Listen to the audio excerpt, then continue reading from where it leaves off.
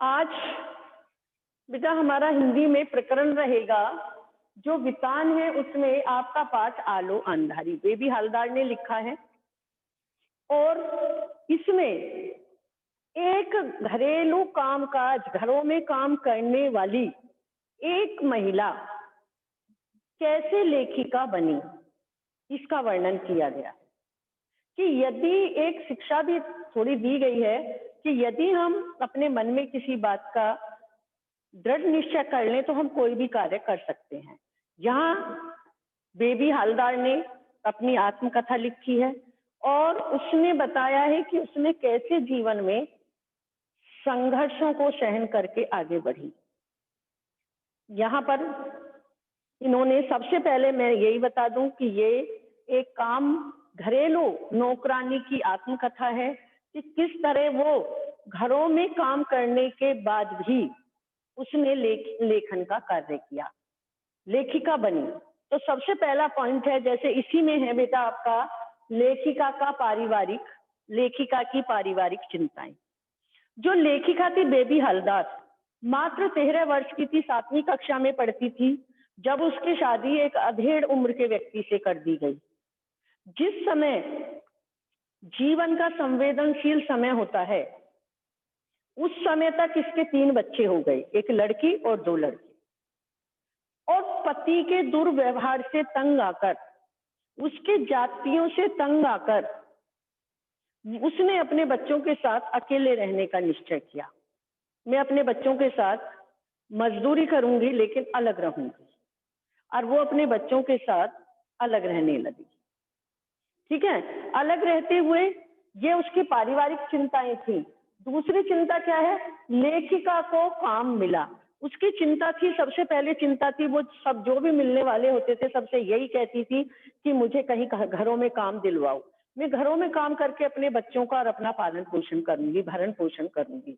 लेकिन वो भी स्वयं भी काम की तलाश में निकलती थी और जब वो आती थी वापिस तो आसपास के लोग, अकेली बच्चों के साथ रहती थी, उससे यही पूछते थे काम मिला या नहीं। तो वो खुद परेशान होती थी, साथ में जो इस तरह के सवाल थे उसे कहीं ना कहीं परेशान करते थे। और फिर एक दिन उसे उसके जो ड्राइवर था उसके सहयोग से, उसका जानकार था, ड्राइवर था, उसके सहयोग से उसे एक घर में काम मिला। और उस घर में काम मिलने पर वो वहां पर गई, सुबह से शाम तक काम करती। उसकी पहली भी घर में जो नौकरानी थी, जिस घर में इसे काम मिला था, तो उस घर में जो पहली नौकरानी थी, जब उसने देखा कि दूसरी आ गई है काम करने के लिए, तो उसने इसे बहुत भला बुरा कहा, बहुत गालियां दी। और इसने फिर भी यही कहा बेबी हलदार ने कि यदि मुझे ये पता होता तुम पहले से यहाँ पर काम कर रही हो तो मैं कभी भी ना आती। लेकिन उसने किसी की एक बात नहीं सुनी, वो जो उसके मन में थी उसने सारी बातें बोल दी। ये वहां पर काम करने लगी, काम करती, मन से काम करती, सारी सफाई करती, साथ में खाना भी बनाती। और ये काम दोपहर को निपटाकर अपने घर में अपने बच्चों का भरण पोषण भी, उन्हें भी खाना बनाना, नहलाना धुलाना, ये सारे कार्य करती थी। तो लेखिका ने घर बदला। क्यों घर बदला? अब तक जिस घर में रह रही थी उस घर में उसका किराए की समस्या थी। किराया कहाँ से जाएगा, इतना किराया, बच्चों के लिए भी उनके खाने पीने का प्रबंध भी करना और किराया भी देना, बहुत सारी चीजें थी जो उसे परेशान करती थी। और उसने सोचा कि इस घर को बदलकर मैं कम किराए पर घर ले लेती हूँ ताकि थोड़ा सा मुझे जो मेरी आमदनी है उसके अनुसार उसे समायोजित कर सकूं। तो उसने घर बदला। इस घर के बदलने पर उसे परेशानियां हुई, क्योंकि जिस घर को बदला उस घर में किराया तो कम था लेकिन कुछ असुविधाएं थी, जैसे शौच के लिए बाहर जाना, बाथरूम ना होना, और आसपास का वातावरण भी बहुत अच्छा नहीं था। लोग तरह तरह के बच्चों को लेकर अकेली रह रही है, तरह तरह की बातें करती थी, औरतें भी और पुरुष वर्ग भी दूसरी नजर से उसे देखते थे। यहाँ तक कि जो मकान मालिक का लड़का था वो भी उसके साथ दुर्व्यवहार करने लगा था, उसे परेशान करने लगा था वहां रहते हुए। तो ये था घर बदला। तातुस और उसके परिवार का व्यवहार, जब उसे घर में काम मिल गया था, वो किसके घर में काम मिला था? तातुस के। वो वहां मन लगाकर काम करती थी और वो जो उस घर के मुखिया थे उन्होंने कहा कि वह उसे तातुस कहे। तातुस कहते हैं पिता के समतुल्य आदरणीय, और वो उसे बेटी की तरह बेबी कहकर बुलाते थे। उसके साथ उसके और उसके परिवार का बहुत अच्छा व्यवहार था, वो भी मन लगाकर काम करती थी और वो भी उसकी सारी बातों का ध्यान रखने की कोशिश करते थे कि इसे कोई असुविधा ना हो। उससे पूछते थे, यहाँ से जाकर यहाँ काम करके तुम घर जाकर क्या-क्या करती हो? जब वो बताती मैं ये काम घर पे भी अपने करती हूँ अपना और अपने बच्चों का, तो वो कहते तुम इतना काम कैसे कर लेती हो? इतना काम यहाँ भी करके जाती हो, घर पे भी करती हो, इतना काम कैसे कर लेती हो? तो उन तातुस और उसके परिवार का व्यवहार जो बेबी थी उसके प्रति बहुत अच्छा था। आगे का आपका पॉइंट है पुस्तकों के प्रति रुचि। जब वो उस वहाँ पर सफाई करती थी, डस्टिंग करती थी, झाड़-पोंछ करती थी, तो वो किताबों की शेल्फ को देखती थी और बार-बार उन्हें उलट-पलट कर भी देखती थी और वो सोचती थी इन किताबों को कौन पढ़ता होगा, कितनी किताबें हैं, कैसे हैं। कभी 1-2 बार ताकुश ने उसे देखा, किताबों के प्रति उसके रुझान को देखा और उससे पूछा क्या तुम पढ़ना जानती हो या कुछ, तो उसने कुछ उस समय के बंगाली लेखकों के बारे में बताया, तो उन्हें बड़ा ताज्जुब हुआ और उन्होंने उसे प्रोत्साहित किया। उन्होंने किताब दी, इसे पढ़कर आना। तो उसने उसे पहले तो लगा कि शायद मैं ये नहीं पढ़ पाऊँगी, मुझे यहाँ का कार्य भी करना होता है, अपने घर भी जाकर करना होगा, कैसे पढ़ पाऊँगी? लेकिन तातुस के बार-बार कहने पर थोड़ा-थोड़ा समय निकालकर वो पढ़ने लगी और धीरे-धीरे एक के बाद दूसरी किताब, दूसरी के बाद तीसरी किताब, फिर उसका उसकी एक आदत बन गई। उसे वो बोझ नहीं लगता था। धीरे-धीरे पढ़ने में उसकी रुचि बढ़ती गई। पढ़ने में उसकी रुचि बढ़ती गई। तातुस का प्रोत्साहन था और तातुस भी क्या करते थे, जब वो पढ़ती थी उससे कहते थे उसे डायरी पेन दिया, कुछ लिखो, अपने बारे में कुछ लिखो और जो वो थोड़ा बहुत लिखती थी, अपने बारे में प्रोत्साहित करके उससे लिखवाते थे, वो उनके जो लेखक मित्र थे, दिल्ली में रहते थे, लखनऊ में रहते थे, उन्हें भेज देते थे। तो वो भी उसकी बहुत तारीफ करते थे कि जो भी लिखा उसने बहुत अच्छा लिखा है, उसकी तारीफ भी उन्हें मिलती थी। आगे है एकाकी जीवन व नए घर की परेशानी। उसका जीवन एकाकी था, पति साथ में नहीं रहता था, अकेले रहना पड़ता था, इस कारण उसे बहुत सारी परेशानियों का सामना करना पड़ता था और नए घर में बहुत सारी असुविधाएं भी थी, जिनके कारण भी वो परेशान रहती थी। लेकिन पैसे के अभाव में वो ऐसा नहीं था कि उस घर को बदलकर कोई अच्छा घर ले, क्योंकि आसपास का वातावरण भी बहुत गंदा था। गाली गलौज करना, लोगों का ना पढ़ना, मतलब इस तरह के जैसे आम गंदी बस्तियों में होते हैं, उस तरह का व्यवहार जो उसे बिल्कुल पसंद नहीं था। यहाँ तक कि उसके 2 भाई उसी शहर में रहते थे, लेकिन वो उससे कोई मतलब नहीं रखते थे।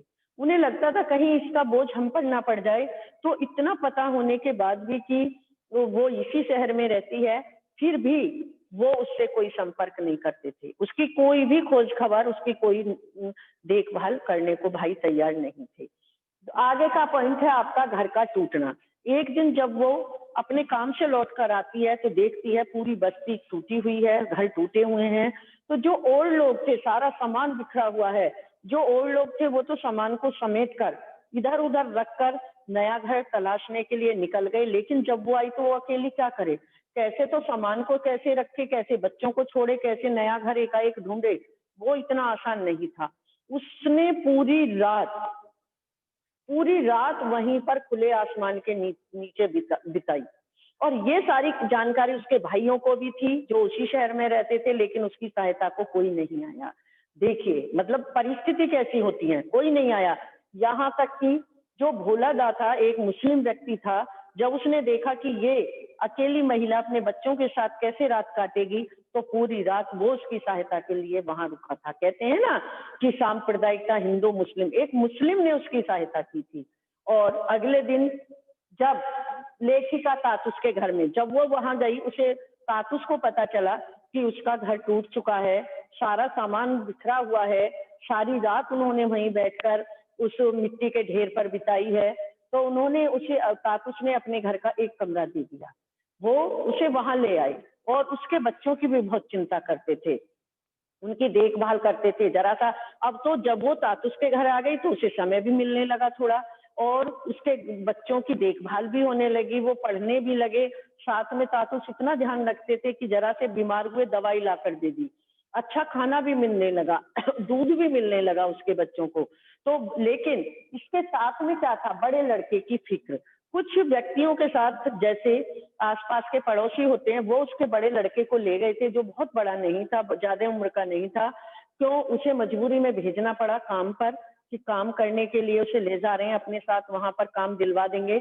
लेकिन वो तो लौट कर आ गए। जब भी लेखिका उनसे पूछती थी अपने बेटे के बारे में, तो कोई भी उसकी सही जानकारी नहीं देता था। लेखिका को यही, बेबी को यही पता नहीं था उसका बड़ा लड़का कहाँ है, कहाँ पर काम कर रहा है, कहाँ। वो बहुत चिंतित रहती थी, परेशान रहती थी।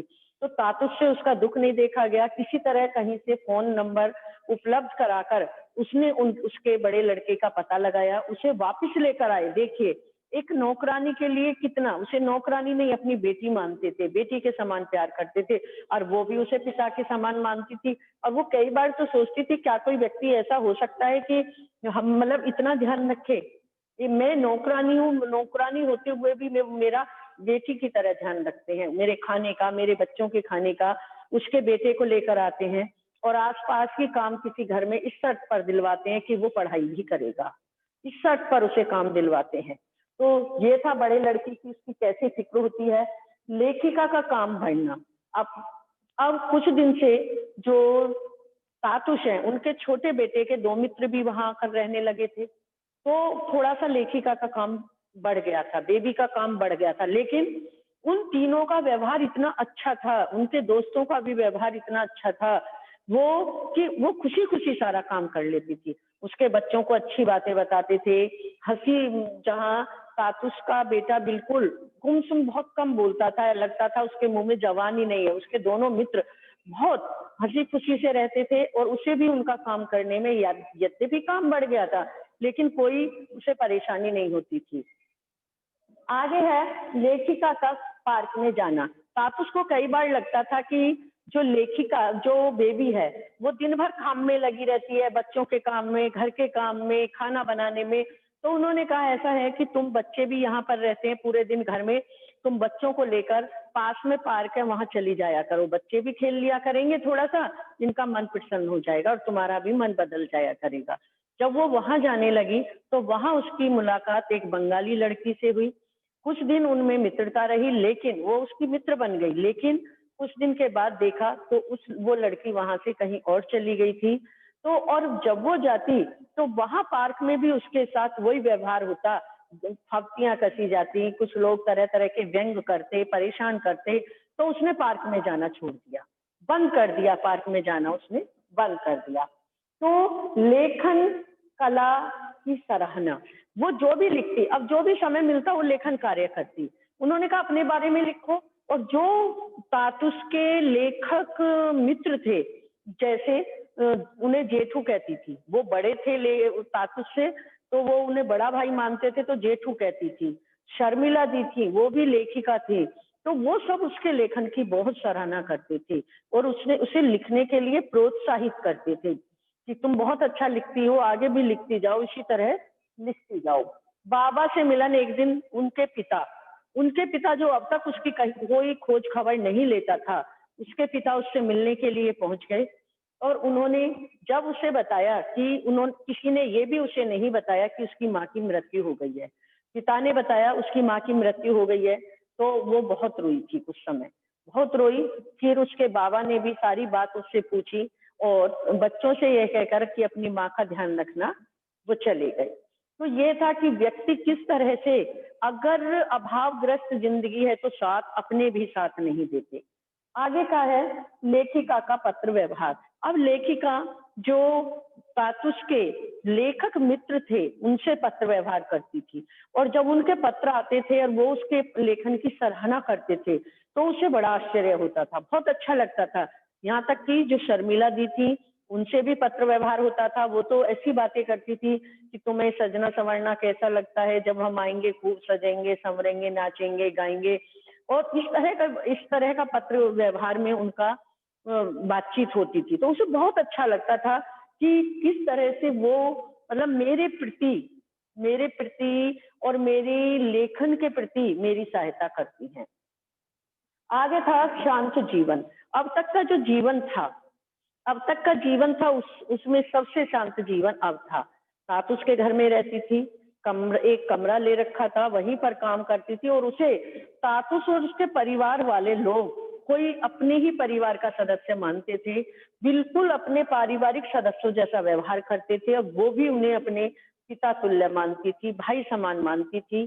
तातुस के भी जो बड़ा लड़का था वो नौकरी करता था, छोटा लड़का और एक लड़की पढ़ते थे कॉलेज में, ठीक है। तो किस तरह से वो उन्हें बिल्कुल अपने परिवार का अंग मानती थी और वो भी उसे किस तरह से, तो उसे सबसे शांत जीवन था लेखिका का। वहां बहुत शांति से वो रह रही थी और अपने लेखन कार्य में उनके प्रोत्साहन के द्वारा, अगर कोई और होता तो वो क्यों उससे कहता कि तुम लेखन कार्य करो, उसे लगता कि हमारा तो काम यहाँ कम होगा अगर लेखन कार्य करेगी, उसके बच्चों को क्यों लाता, उसके बच्चों का ध्यान रखना, उसके बड़े लड़के को खोज खबर करके लाना और किस तरह से बच्चों को पढ़ाना, बीमार होने पर दवाई दिलाना, लेखिका से बार बार पूछना बेबी से तुमने खाना खाया नहीं खाया, और लेखिका भी उसे पिता के समान चाहती थी। अब तो वो इतनी उनसे घुल मिल गई थी कि हर बात का अर्थ पूछती थी, हर शब्द का अर्थ पूछती थी।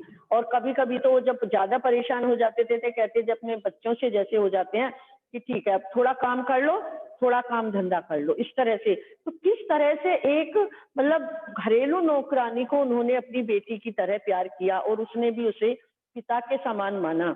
यदि उनका सहारा ना मिलता तो शायद लेखिका उसी तरह और घरों में घर घर जाकर बर्तन मांज रही होती, और किस तरह वो अपना जीवन, उसके बड़े लड़के का पता चलता या नहीं चलता कह नहीं सकते। और सबसे ज्यादा उसे खुशी होती है जब वो लेखिका की रचना पत्रिका में छपती है और वो इस स्थिति तक आ जाती है कि उसकी पत्रिका में रचना छपती है तो उस रचना को देखकर पहले तो उसे देखता है जब उसकी वो पत्रिका आती है जिसमें उसकी रचना छपी थी, उसके बारे में छपा था, पहले तो उसे लगता है कि शायद किसी और का यहाँ पर पार्सल आ गया, लेकिन उसमें देखकर वो मतलब इतनी खुश हो जाती है उसे देखकर और अपनी रचना को देखकर कि अपने बच्चों को खींचकर अपने से चिपका लेती है, बहुत खुश होती है, तुरंत नीचे जाती है और तातुस जो होते हैं उनका पैर छूती है, आशीर्वाद लेती है उनकी।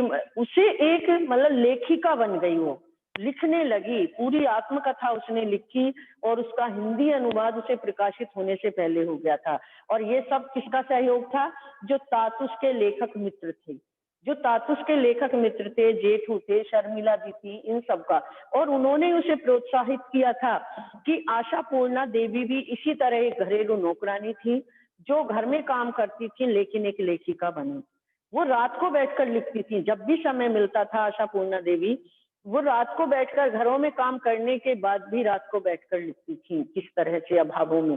तो उन्होंने कहा, तो वो बार बार उसे यही प्रोत्साहित करते थे कि तुम दूसरी आशापूर्णा देवी बन सकती हो, अर्थात तुम भी लिख सकती हो, और उसने वो करके दिखाया। तो जो ये दुर्गापुर से शादी के बाद दुर्गापुर से पति से अलग होकर गुड़गांव आ गई थी और वर्तमान में भी ये गुड़गांव में थी जब तक ये कहानी इन्होंने लिखी है। ये पाठ हमारा इसमें आया है। तो ये एक कहानी थी आलो अंधारी कि किस तरह से एक घरेलू नौकरानी एक लेखिका बनी और उसमें किसका सहयोग मिला। अगर शायद तातुस का सहयोग ना मिलता तो शायद वो इस सीमा तक, इस मुकाम तक नहीं पहुंच पाती। तो ये थी आपकी कहानी बेटा कि आलो अंधारी। समझ में आई? समझ में आई बेटा? यस चलिए मैम। अटेंडेंस बेटा 10 तारीख का क्या रहा ये बताइए आप मुझे। 10 तारीख का पता लगी संभवी? मैम रिकॉर्डिंग हो रही है। ओफो, मैं भूल गई।